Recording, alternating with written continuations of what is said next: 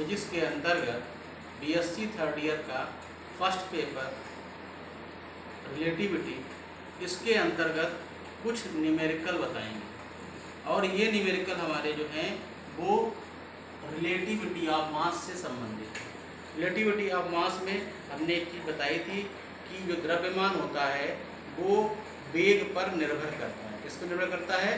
द्रव्यमान वेग पर निर्भर करता है। और जिस प्रकार से किसी पिंड का द्रव्यमान होता है उसी प्रकार उसका रेस्ट मास भी होता है। यानी मास और रेस्ट मास के बीच में एक संबंध है, उस पर आधारित न्यूमेरिकल है। इसी सीरीज में हमारा पहला न्यूमेरिकल है, किसी कण की कुल ऊर्जा इसकी विराम ऊर्जा की दोगुनी है। क्या है? किसी कण की कुल ऊर्जा इसकी विराम ऊर्जा की दोगुनी है। कण की चाल ज्ञात की। क्या कहना है? कण की चाल की गणना करनी, यानी कि हमें वेग निकालना है। इसका वेग निकालना है, कण का वेग निकालना है। अभी हमने पिछले लेक्चर में विराम ऊर्जा के बारे में बताया था और विराम ऊर्जा की बात करते हैं और हमने विराम ऊर्जा कहा था E0 कहा था और E0 के साथ हमने बताया कि जो विराम ऊर्जा है वो m0c² होती है। विराम ऊर्जा को ही पोटेंशियल एनर्जी भी कह सकते हैं। ठीक है। इसी कड़ी में देखिए, किसी गतिमान कण की कुल ऊर्जा E का मान mc² होता है। टोटल ऊर्जा जो E बराबर है, आइंस्टीन का सबसे पॉपुलर संबंध है E बराबर mc², तथा विराम ऊर्जा E0 का मान m0c² होता है। और जो विराम ऊर्जा है उसका मान जो है वो m0c² है। जब E बराबर 2E0 हो, क्योंकि यहाँ पे क्या कह रहा है कि इसकी ऊर्जा, कुल ऊर्जा इसकी विराम ऊर्जा की दोगुनी है, यानी E बराबर 2E0। इस संबंध को यहाँ पर बताया गया है, जो क्वेश्चन दिया हुआ है E बराबर 2E0। देखिए यहाँ पर E बराबर mc² होता है, ये हम लोगों को अच्छे से मालूम है कि आइंस्टीन का संबंध है। और 2m0c² क्या है? ये है कण की विराम ऊर्जा। इस मान को हमने यहाँ पर रख दिया। जब इस मान को यहाँ पर रखा है तो c² से c² क्या हो गया? कैंसिल हो गया, कट गया। रह क्या गया? m बराबर 2m0, यानी क्या हो गया? जो द्रव्यमान है कण का और कण का रेस्ट मास है वो हमारा क्या हो गया? m बराबर 2m0। जैसे ऊर्जा दोगुनी थी ऐसे ही हमारा क्या हुआ? द्रव्यमान रेस्ट मास का दोगुना होता है। ये यहाँ पर प्राप्त हुआ। गतिमान कण का द्रव्यमान विराम द्रव्यमान से निम्न प्रकार संबंधित है। यहाँ पर क्या है? द्रव्यमान है और एक विराम द्रव्यमान है। विराम द्रव्यमान क्या होता है? एक कण अपनी अवस्था में रुका हुआ है, वह कार्य करने में समर्थ नहीं है, गति करने में समर्थ नहीं है, वो कहलाता है विराम द्रव्यमान। यानी m बराबर m0/√1 - v²/c²। ठीक है। अब देखिए यहाँ पर m बराबर क्या है? 2m0। यहाँ पर क्या किया? m की जगह 2m0 रख दिया। क्या रख दिया? 2m0 रख दिया। m0/√1 - v²/c²। m0 से m0 क्या हो गया? कट गया। जब m0 से m0 क्या हो जाएगा? कैंसिल हो जाएगा। तो यहाँ पर रह जाएगा 2 बराबर 1/√1 - v²/c²। अगर हम इसको दोनों तरफ स्क्वायर कर दें, अगर स्क्वायर कर देंगे तो क्या हो जाएगा? हाफ, यहाँ पे पावर हट जाएगी और ये रह क्या जाएगा? 1 - v²/c²।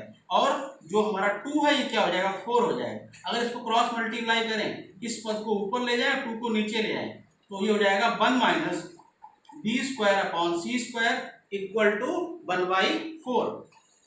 अगर इसको फिर रीअरेंज करें, v²/c² निकालें तो 1 - 1/4, 1 - 1/4 हो जाएगा।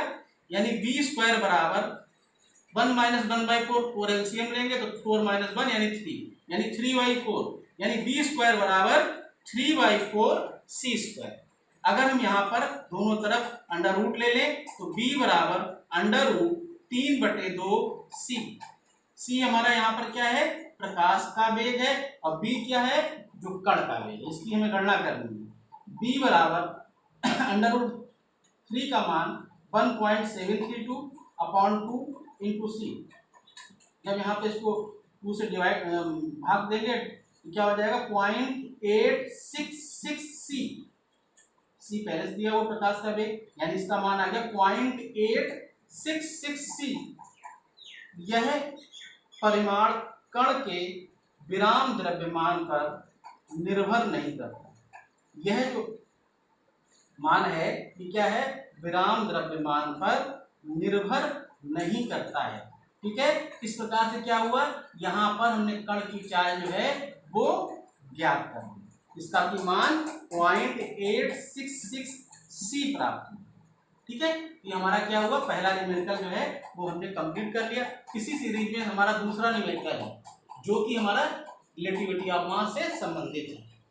उस वेग की गणना कीजिए जिस पर किसी पिंड का द्रव्यमान उसके विराम द्रव्यमान का 2 गुना हो जाता है। क्या करना है, यहां पर भी क्या करना है, वेग की गणना करनी है, और यहां पर क्या है, पिंड का द्रव्यमान विराम द्रव्यमान का 2 गुना हो जाता है। ये हमें यहाँ पर क्या करना है, यहाँ पर भी क्या करना है, वेग ज्ञात करना है। ठीक है, वेग ज्ञात करना है। देखिए गतिमान कण का द्रव्यमान विराम द्रव्यमान से निम्न प्रकार संबंधित है। m और m0 में संबंध जो है तो m बराबर m0 upon under root 1 minus B square upon C square, क्या है 1 minus B square upon C square. यहाँ पर क्या है, जो द्रव्यमान है ये वेग पर निर्भर करता है, और संबंध इसके बीच में m और m0 के बीच में संबंध है। अगर इसको पुनः व्यवस्थित करें तो ये m अपॉन m0 बराबर क्या हो जाए, 1 upon under root 1 minus B square upon C square. Question में क्या दिया हुआ है, क्वेश्चन में दिया हुआ है उस वेग की गणना की जिसका द्रव्यमान विराम द्रव्यमान का 2 गुना होता है, यानी कि m हमारा क्या है 2m0 दिया हुआ है, या लिख सकते हैं m अपॉन m0 बराबर 2। m अपॉन m0 हमने निकाला है यहाँ पर, अगर हम यहाँ पे मान रखना चाहें तो 1 upon under root 1 minus B square upon C square equal to 2, दोनों तरफ स्क्वायर कर दिया, 1 minus B square upon C square equal to 1/4, यानी कि B square upon C square rearrange किया 1 माइनस 1/4 हो गया। जब 1/4 हो गया तो उसी क्रम में हमने इसको सॉल्व किया, B square upon C square ये हो गया 3/4, यानी कि बी अपॉन सी अंडर रूट 3/2 इंटू सी। अंडर रूट 3/2 का हमने मान रखा, तो यहाँ पर मान क्या है 1.732 upon 2 into 3 into 10 to power 8, B बराबर 0.866 इंटू 3 इंटू 10 टू पावर 8, यानी बी बराबर 2.6 इंटू 10 टू पावर 8 मीटर पर सेकेंड। इसको जब मल्टीप्लाई किया तो इसका जो मान है वो ये प्राप्त हुआ। आज के वीडियो में बस इतना ही, कल आगे कंटिन्यू करेंगे। धन्यवाद।